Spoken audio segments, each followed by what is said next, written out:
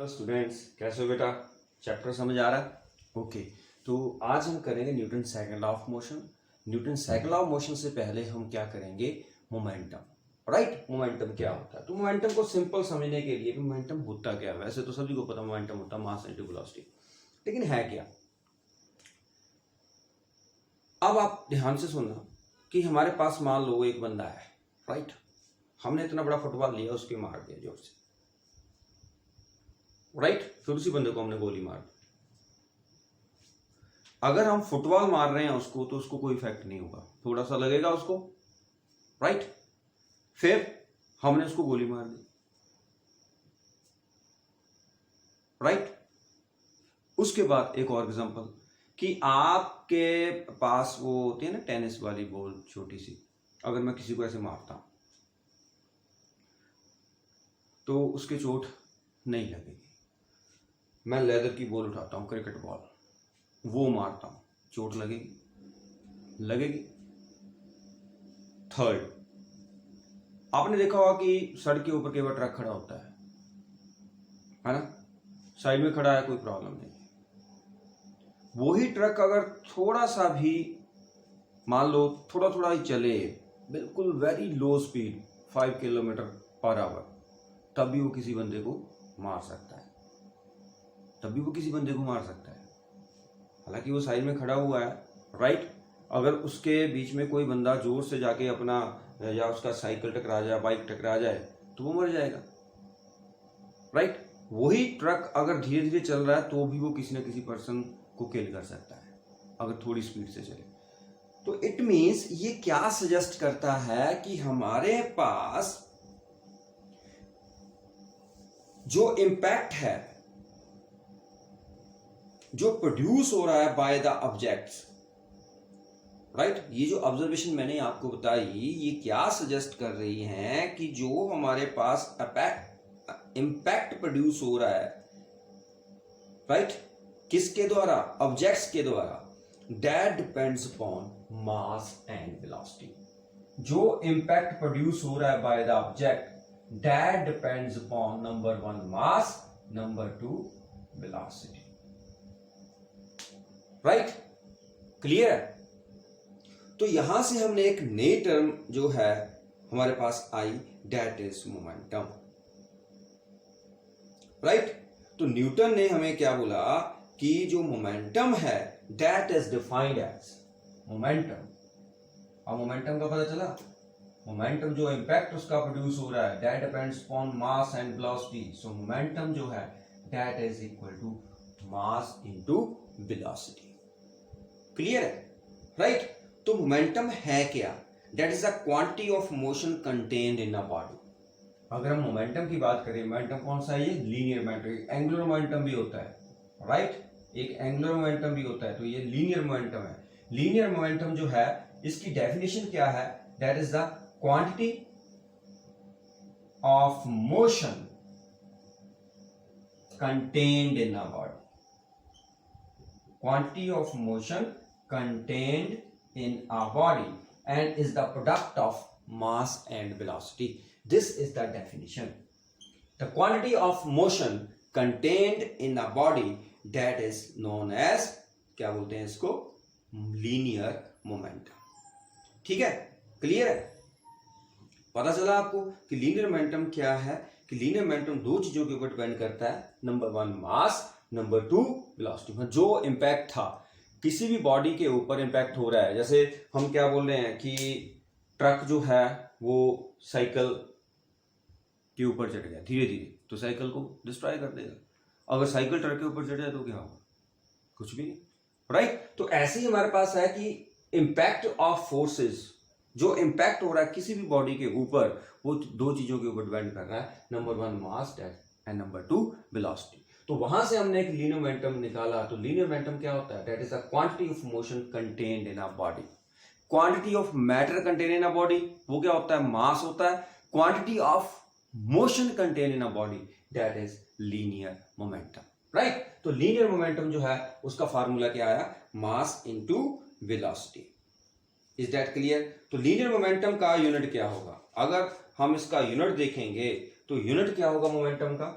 ये देखो linear momentum को हम पी के साथ नोट करते हैं, that is mass into velocity. Mass का यूनिट होता है किलोग्राम, वेलोसिटी का होता है मीटर पर सेकेंड, तो इसका यूनिट क्या हुआ, किलोग्राम मीटर पर second. This is in SI system, right, clear. तो ये एसआई सिस्टम में है, एसआई मैंने आपको बताया स्टैंडर्ड इंटरनेशनल। अगर सीजीएस में देखें इसका यूनिट, तो सीजीएस में इसका यूनिट क्या होगा, किलोग्राम की जगह ग्राम कर दो, मीटर की जगह सेंटीमीटर, तो ग्राम सेंटीमीटर पर सेकेंड, ये हमारे पास क्या होगा, यूनिट होगा सीजीएस में, right. So these are the units of momentum, linear momentum, that is SI unit, here that is in CGS system. Okay, clear.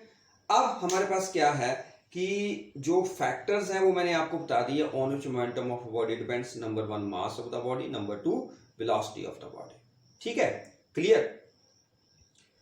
अब हमारे पास नेक्स्ट आता है कि Newton's second law of motion, ये क्या बोलता है, Newton's second law of motion, ये क्या बोलता है, Newton second law of motion. ये हमें क्या बताता है, Newton second law of motion क्या बताता है, ये बताता है कि rate of change of momentum, ध्यान से सुनना इसको, rate of change of momentum of an object is proportional to the applied unbalanced force in the direction of force, right, clear है। क्या बोला है कि जो rate of change of momentum है किसी भी बॉडी का, that is directly proportional to the applied unbalanced force, right, और किस डायरेक्शन में होता है, that is in the direction of force, clear। तो rate of change of momentum, इसको ध्यान से सुनना है आपने कि rate of change of momentum of a body is directly proportional to unbalanced force, clear. और ये जो चेंज होता है, rate of change of momentum of an object is proportional to applied unbalanced force and this change takes place, ऐसे भी लिख सकते हो, and this change takes place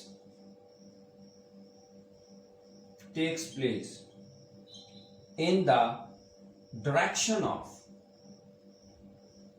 applied force, in the direction of applied force, ये इसकी definition Newton second law की, right.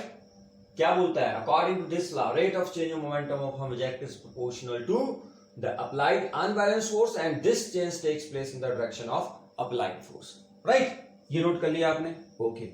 अब हमारे पास क्या है कि लीनियर मोमेंटम को अगर हम वेक्टर क्वांटिटी में लिखे, वेक्टर क्वांटिटी स्केलर क्वांटिटी मैंने आपको बता दिया हुआ, इसको हम ऐसे भी लिख सकते हैं, P is equal to mv।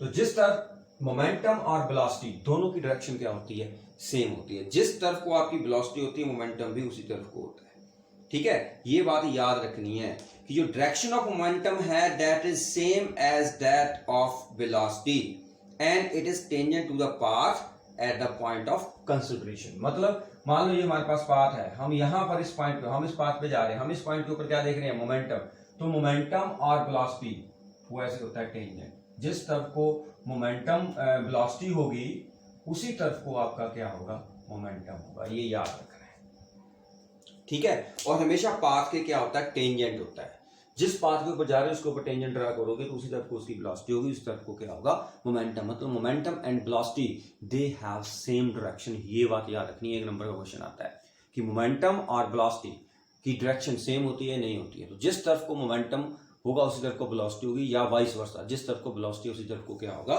Momentum होगा, राइट, क्लियर है। अब हम सेकंड लॉ ऑफ मोशन कर रहे थे, तो सेकंड लॉ ऑफ मोशन की स्टेटमेंट हमें क्या बोल रही है कि हमारे पास जो rate of change of momentum है, रेट ऑफ चेंज, ये नोट कर लिया आपने, rate of change of momentum क्या होता है, what is the rate of change of momentum, मतलब momentum with respect to time क्या हो रहा है, चेंज हो रहा है। इसको हम कैसे लिखते हैं, rate of change of momentum को हम कैसे लिखते हैं, वैसे तो हम इसको ऐसे लिखते हैं, लेकिन जब आप +1 में आएंगे तो आपको पता चलेगा, इसको लिखते हैं dp/dt, ये भी d, इसको बोलते हैं derivative of p with respect to t, आपको समझ नहीं आएगा, बट आपने इतना याद रखना है, ये चेंज इन मोमेंटम है, नीचे क्या है, चेंज इन टाइम, तो फोर्स जो है that is directly proportional dp/dt, ये इसकी डेफिनेशन होती है। अभी आपको डेरिवेटिव समझ नहीं आएंगे, बस आपने इसको ये क्या रखना है कि that is change in momentum, over change in time, तो वो डायरेक्टली प्रोपोर्शनल टू किसके होता है, फोर्स के होता है। तो फोर्स जो है that is directly proportional to rate of change of, इसको बोलते हैं रेट ऑफ चेंज ऑफ।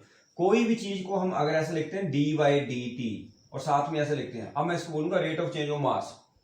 अगर मैं यहां पर लिखता हूं v तो इसका मतलब है rate of change of velocity. अब मैं यहां पर क्या लिखा है p, तो rate of change of momentum. अगर मैं ऐसे लिखता हूं, क्योंकि हमारे पास मेन जो है ये डी बाई डी टी है, जो आप लगाएंगे उसके विद रिस्पेक्ट में हम बोलेंगे rate of change of, right. अगर मान लो मैंने यहां पर s लगा दिया तो rate of change of distance, rate of change of momentum, rate of change of velocity. समझ आ गई अब, ठीक है। तो हमारे पास रेट, वैसे ऊपर आपने ये मैंने आपको इसलिए बताया था कि आपको थोड़ा सा हट के मैं बताऊं, तो इसलिए मैंने इसको dp बाई dt लिख दिया, ठीक है। अब हम इसको प्रूफ करेंगे। हमारे पास दो बॉडीज हैं, राइट, क्लियर। चलो एक बॉडी से लिखते हैं, एक बॉडी से ही करेंगे। आप ये नोट कर लिया आपने। अब हमने क्या करना है, प्रूफ करना है न्यूटन सेकंड लॉ का, state and proof Newton second law of motion, इसका प्रूफ, ठीक है। इसको प्रूफ करेंगे, जैसे इसका वो क्वेश्चन आता है टू प्रूव दैट, तो ये हम इसका प्रूफ कर रहे हैं। तो इसमें क्या है कि हमारे पास एक बॉडी है, consider a body, right, consider a body of mass m, right. पहले टाइम 0 था, इनिशियली इसकी वेलोसिटी क्या थी u, राइट। फिर जो बॉडी यहां पर पहुंच गई एट टाइम t, और इसकी उस पॉइंट के ऊपर वेलोसिटी क्या होगी v, वही बॉडी है। At time t is equal to 0, मतलब जब हम स्टार्ट किए इसको तो हमारे पास वेलोसिटी कितनी थी u और टाइम, ये वेक्टर मैं अभी नहीं लगा रहा हूं, ठीक है, आपके सिलेबस में नहीं, ये ऐसे ही।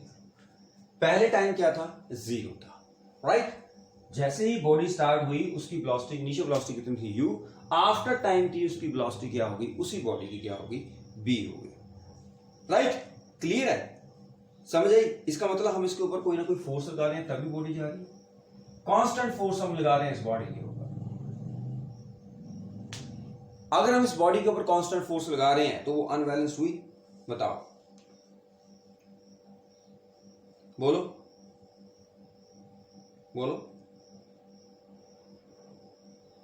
समझ आई मैंने क्या बोला, ध्यान से सुनना। इसलिए मैं आपको बार बार बोला कि कांस्टेंट फोर्स अगर मैंने बोला तो कांस्टेंट फोर्स किसी बॉडी के ऊपर आप लगाओगे, राइट, तो क्या उसमें एक्सेलरेशन होगी, बॉडी में एक्सेलरेशन होगी। अगर फोर्स कांस्टेंट है क्या बॉडी में एक्सेलरेशन होगी, हाँ, चलो ये सोचना। अब ध्यान से सुनना, मेरे पास कोई बॉडी है, राइट, वो बॉडी आई at time t is equal to 0, उसके पास वेलोसिटी क्या थी u। मान लो मेरे पास कोई साइकिल वाला बंदा पीछे से आ रहा है, ठीक है, और मैंने इसको देखा, जब मेरे पास पहुंचा तो उसकी वेलोसिटी कितनी u, मैंने उसको धक्का दे दिया, मतलब मैंने उसको फोर्स अप्लाई की। जैसे मैंने उसको फोर्स अप्लाई की उसकी वेलोसिटी क्या होगी, चेंज होगी। आप समझ में आया पॉइंट, कि पहले हमारे पास बॉडी थी एट टाइम, जब मेरे पास टाइम 0 हमने कंसिडर किया तो उस टाइम वेलोसिटी कितनी थी, इनिशियल वेलोसिटी u, फिर मैंने बॉडी को फोर्स लगाई, बॉडी की वेलोसिटी बढ़ गई, राइट। इसका मतलब जब मैंने फोर्स लगाई बॉडी की वेलोसिटी बढ़ गई, तो बॉडी की वेलोसिटी कितनी होगी, v होगी, राइट। क्लियर है। अब initial momentum of the body कितना होगा, initial momentum of the body, ठीक है। सबसे पहले आपने लिखना है कंसिडर अ बॉडी, मैं लिख दूं यहां पर, consider a body of mass m moving with velocity u at t is equal to 0, at time t is equal to 0, right। उसके बाद फिर आपने क्या लिखना है, ध्यान से सुनना, consider a body of mass m moving with velocity u at time t is equal to 0, let a force F is applied on the body so that its velocity changes from u to v, right। ये आपने point लिखना है। उसके बाद फिर आपने diagram बनाना, ये करना है, ठीक है। मैं इसलिए नहीं लिख रहा हूं कि अगर मैं लिखूंगा तो फिर टाइम हमारा ज्यादा हो जाएगा। तो initial momentum of the body, initial momentum of the body that is P I, किसके बराबर होगा, मोमेंटम क्या होता है, mass into velocity. Final momentum of the body, final momentum of the body. Final momentum कितना होगा बेटा, that is equal to P F, that is equal to M V. This is equation 1, this is equation 2। Initial momentum पता चल गया हमें, final momentum पता चल गया। Now change in momentum of the body, change in momentum of the body. Momentum कितना change हुआ, देखो पहले मोमेंटम कितना था एम यू, बाद में कितना हुआ एम बी, तो चेंज इन मोमेंटम कितना हुआ वेलोसिटी, क्योंकि वेलोसिटी बड़ी है तो हम क्या लिखेंगे M V minus M U. This is equation 3। समझ आ गई। तो M V minus M U ये क्या है हमारे पास, that is change in momentum of the body. Clear, ये आपने नोट कर लिए, स्क्रीनशॉट लेना तो ले लो। डन। चल अब इसके बाद हमने क्या करना है, ध्यान से सुनना, बिल्कुल ध्यान से। अब मैंने क्या बोला कि time taken to change this momentum, वो भी हमें चाहिए। इसमें से m को बाहर निकाल लेते हैं, दिखाई दे रहा है, हाँ m को बाहर निकाल लेते हैं, v माइनस यू, इसको इक्वेशन 3 मानते हैं। ठीक है, थोड़ा सा हमने इसको और सिंपलीफाई कर लिया, राइट।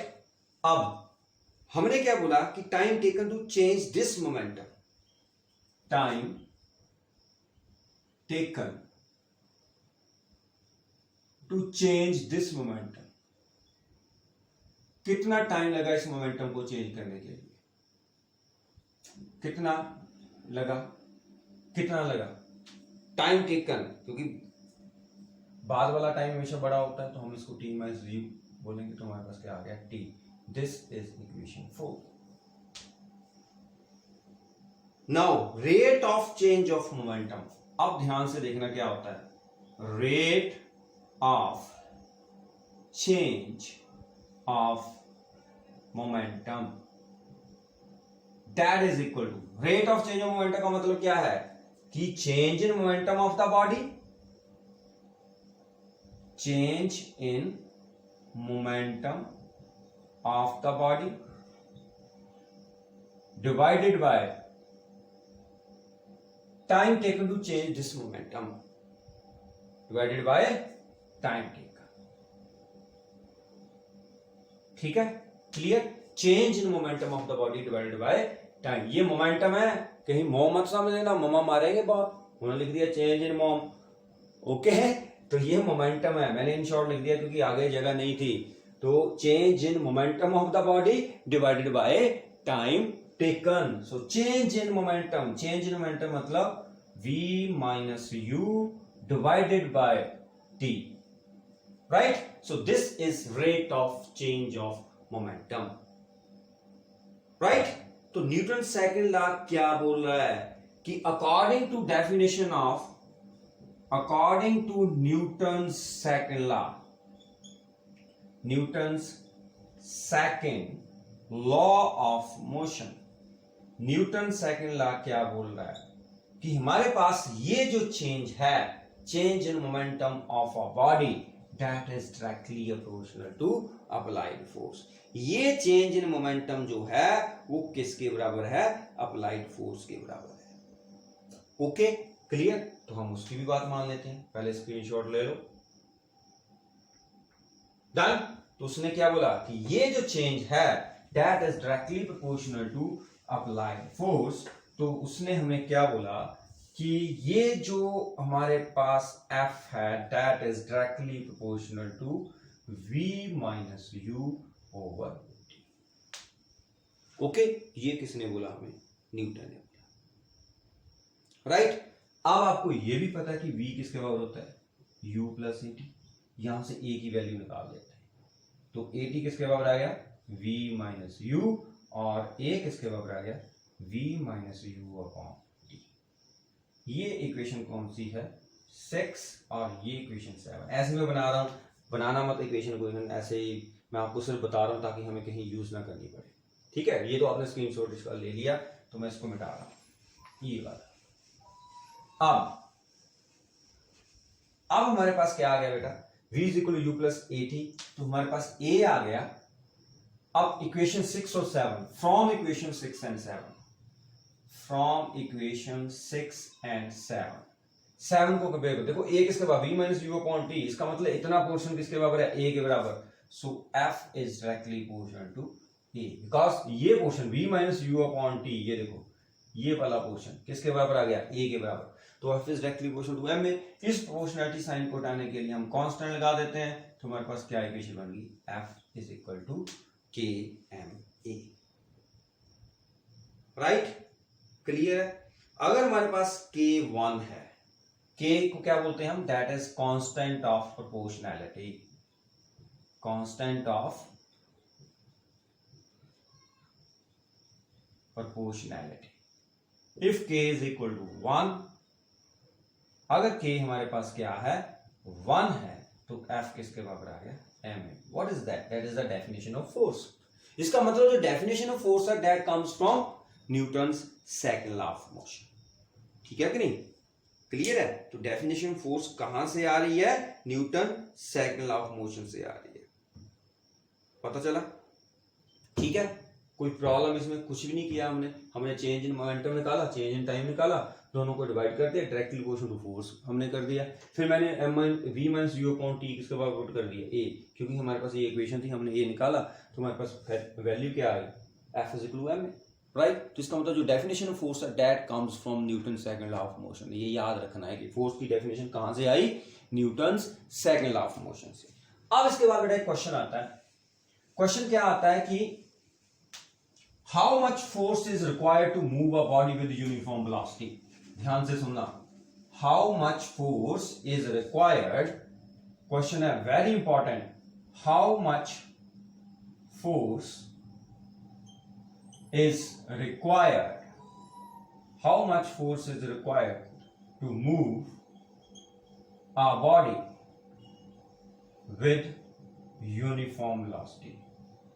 मैंने कल भी आपको बताया था, जब हम कह रहे थे ना कि उसने बॉल फेंकी और वो बॉल ऐसे यहां से फेंकी, फिर ऐसे की, वो चलती गई, उसको कौन सा कोई फोर्स लगा रहा था, कोई लगा रहा था उसके बाद फोर्स। हमने तो यहां से छोड़ी और वो चलती गई, कब तक चलती जाएगी, जब तक वो यहां पर नहीं पहुंच जाती, इतनी हाइट पे पहुंचेगी नहीं कभी, तो वो चलती रहेगी। इसका मतलब कौन फोर्स लगा रहा है उसको, कौन फोर्स लगा रहा है, वो तो कांस्टेंट वेलोसिटी से जा रही है, फोर्स कौन लगा रहा है, राइट। तो यही से क्वेश्चन बना, वो क्वेश्चन अब यहां पर प्रूफ होगा कि how much force is required to move a body with uniform velocity. ध्यान से सुनना कि वो जो बॉल थी, जैसे उसने बोला था, किसने, गैलीलियो ने बोला था, वो है ना, मैंने आपको एक्सपेरिमेंट करवाया था, वो समझाया था, कौन सा था मैं भूल गया, हाँ कौन सा था वो, चलो आपको पता होगा, मुझे नहीं पता वो कौन सा एक्सपेरिमेंट था। तो उसमें हमने क्या बोला था कि जब वो बॉल, गैलीलियो ही था भाई, गैलीलियो एक्सपेरिमेंट, तो उसमें क्या था कि जैसे ही हमने बॉल फेंकी ऐसे,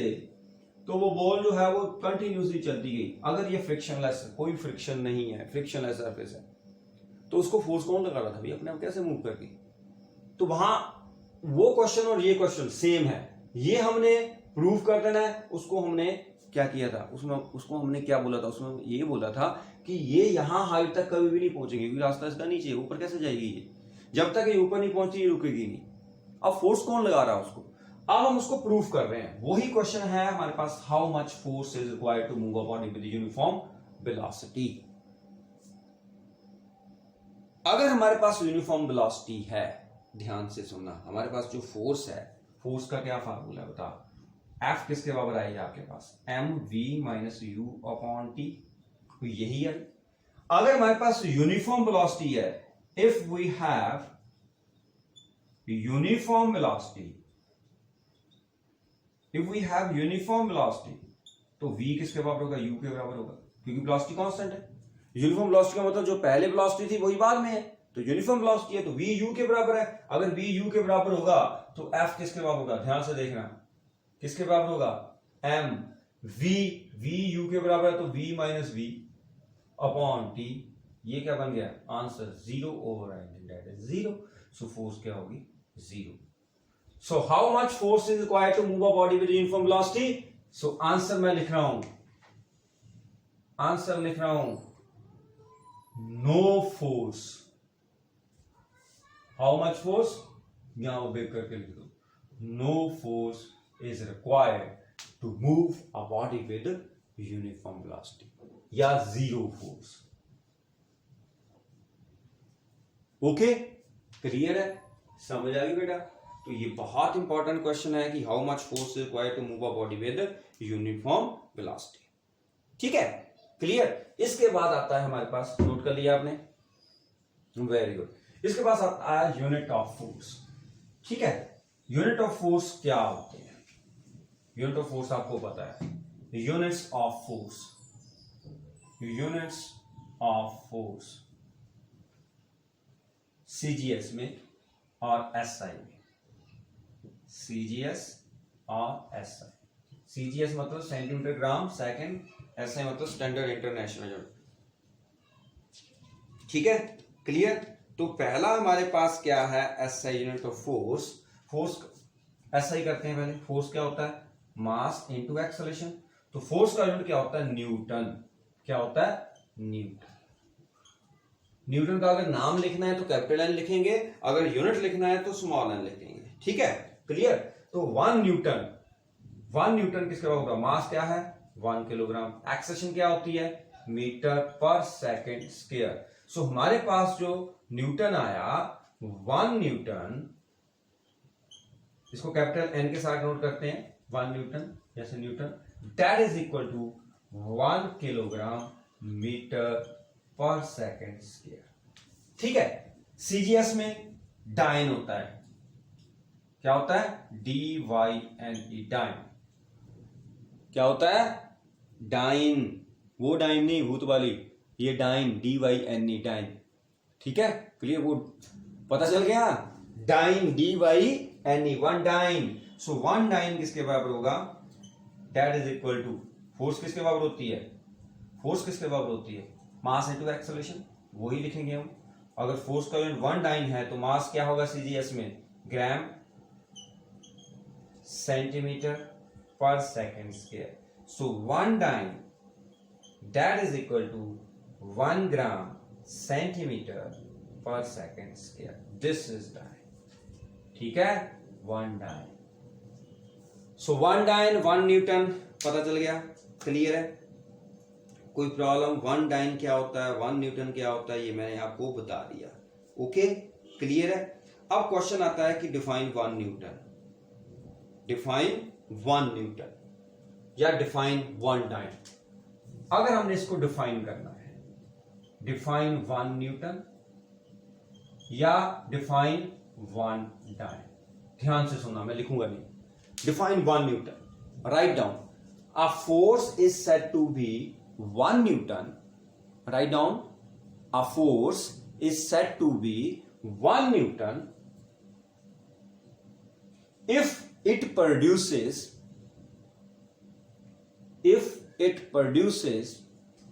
1 meter per second square acceleration, if it produces 1 meter per second square acceleration in a body of mass 1 kilogram, in a body of mass 1 kilogram. I am repeating it again. A force is said to be 1 Newton if it produces 1 meter per second square acceleration in a body of mass 1 kilogram. Right? अब question आता है define 1 dyne. Write down, a force is said to be 1 dyne if it produces 1 centimeter per second square acceleration, 1 centimeter per second square acceleration in a body of mass 1 gram, in a body of mass 1 gram. I am repeating it again. A force is said to be 1 dyne if it produces 1 centimeter per second square acceleration in a body of mass 1 gram. ये बहुत important है। उसके बाद आगे बेटा एक छोटा सा रिलेशन, राइट, 1 मिनट लगेगा, हमने प्रूव करना है, derive a relation between Newton and dyne. Derive a relation between Newton and dyne, derive a relation between Newton and dyne. ठीक है, न्यूटन डाइन में क्या रिलेशन है ध्यान से देखना, बस 1-2 मिनट लगेंगे। तो हमारे पास क्या है 1 न्यूटन मतलब एन, ये किसके बराबर होता है 1 kilogram metre per second square, यही होता है।